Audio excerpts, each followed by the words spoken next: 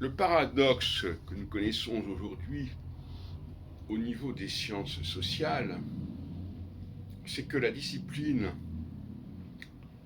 appelée d'ailleurs quelque part par l'école des annales, qui pourrait conférer une scientificité accrue à ces domaines, est vilipendée.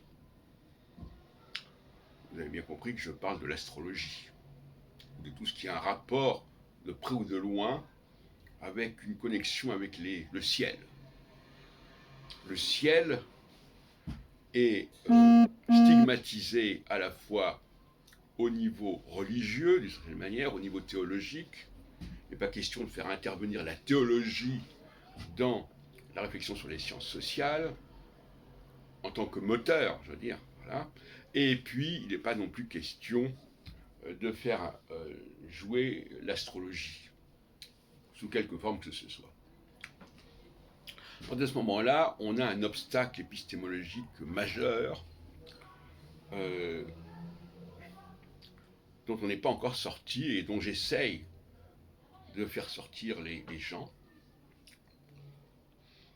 À cela s'ajoute l'histoire de l'astrologie, l'histoire du prophétisme, l'histoire de l'ésotérisme, qui ne parvient pas non plus à faire la synthèse entre théologie et astrologie,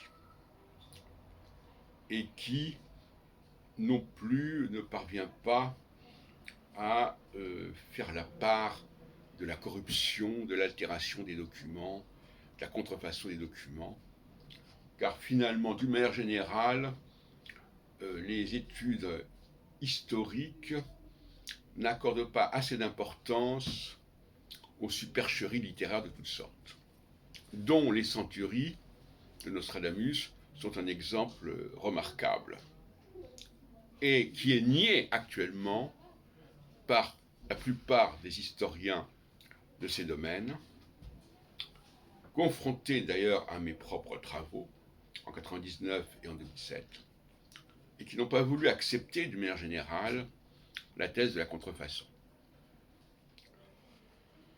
Donc voilà une situation bien problématique, car pour ce qui me concerne, et très rapidement, c'est-à-dire dès 67 notamment, la jonction entre l'astrologie et la politique, la science politique, est devenue un thème central. Tout comme d'ailleurs la jonction entre la Bible et la politique par le biais de du judaïsme. Puisque ces thèmes de l'astrologie et du judaïsme vont être intimement liés pendant toute ma carrière, qui n'est pas terminée d'ailleurs, et qui aboutira d'abord en 79 à ma thèse de doctorat en études orientales à l'école pratique des hautes études, 5e section, sous la direction de Georges Vaida, la problématique astrologique chez les principaux penseurs juifs du Moyen-Âge espagnol, qui paraîtra sous le titre de Du monde juif et l'astrologie, à Milan, aux éditions Arquet, dirigées par Taute, Ladislas Taute, je crois. Voilà, donc voilà un parcours particulier. L'astrologie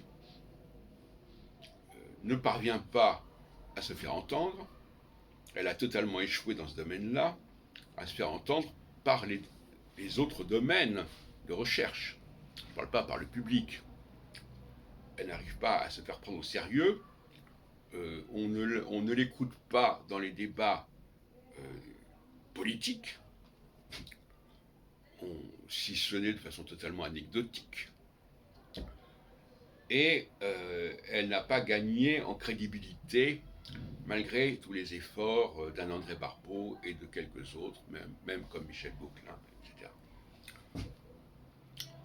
Enfin, il ne faut pas baisser les bras. Ça pourrait bien venir en son temps.